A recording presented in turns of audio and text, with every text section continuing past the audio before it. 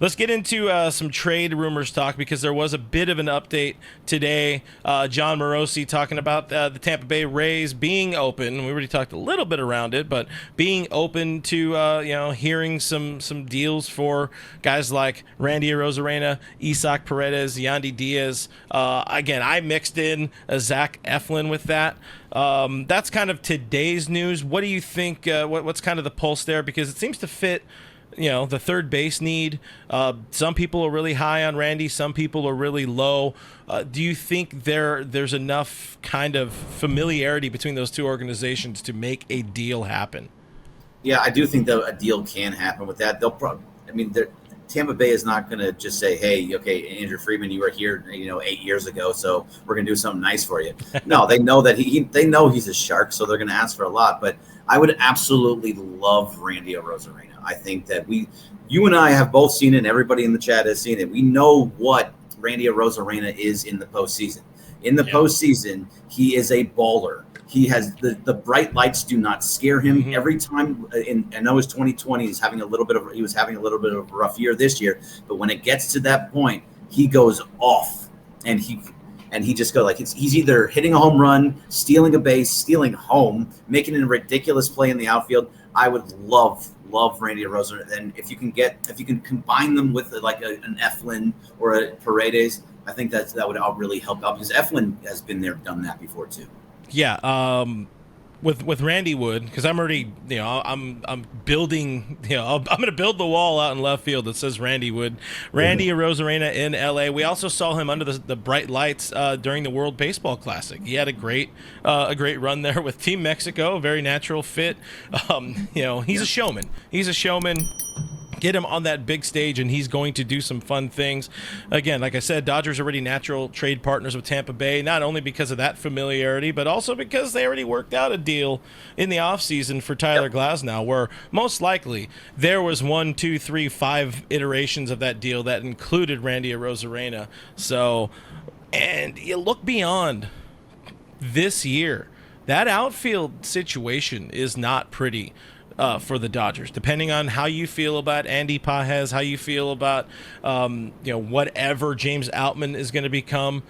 Teoscar Hernandez here on a 1-year deal, and my God, do they need to extend him already to right get now, somebody? Today. Yeah, to get somebody with that little bit of team control, which I think he has. Randy has another 1 or 2 years of team control. I forget exactly, but he just seems to fit this team, and this team plays better when they have one of those guys.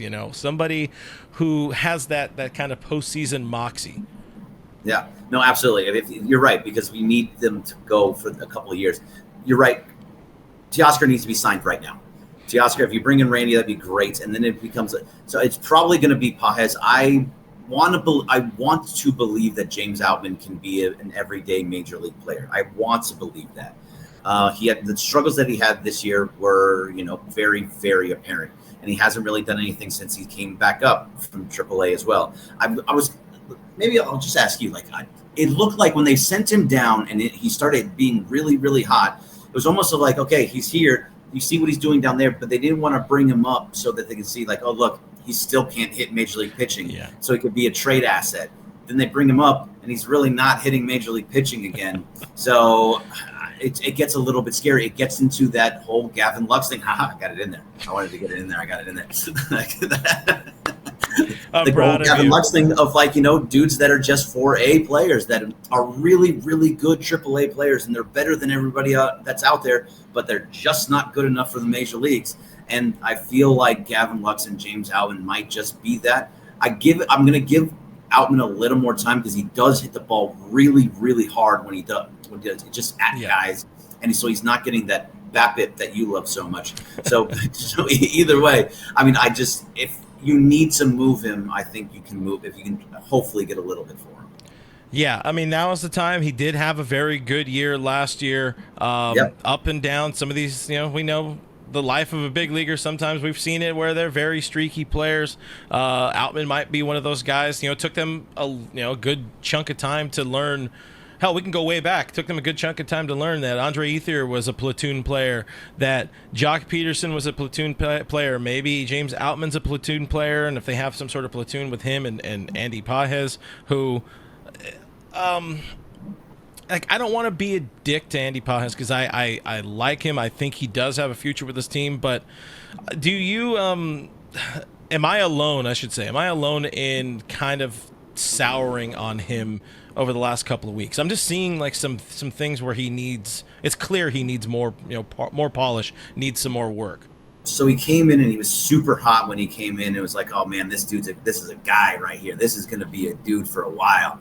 And then he started to break off and he was like, okay, I get it. The adjustments were made. You have to make adjustments to the adjustments. He made those and he started to look good again. And now he's just kind of, just not really doing much. He's just out there. He makes some bad reads in the outfield. So that's kind of disappointing to see. And he's just not, when he gets on base, it's a single, maybe he gets a double down the line, but for the most part, he's not showing a lot anymore. Now, I agree. I think he can be something here. I wouldn't move him unless it was for something big because I think he can be a really good player.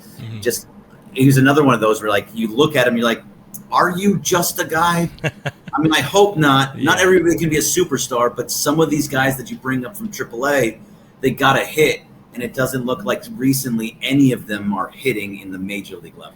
Yeah, I would say for me it's been like I like how he's adjusted to the league, adjusted back to the league that adjusted to him when it comes to his offensive profile. The power might not be there as much just because he did have a pretty major shoulder injury and surgery about a year ago, so what Matt Kemp told us, a number of players have told us it takes time to get that. Adrian Gonzalez takes time to get that power back after you have that labrum surgery.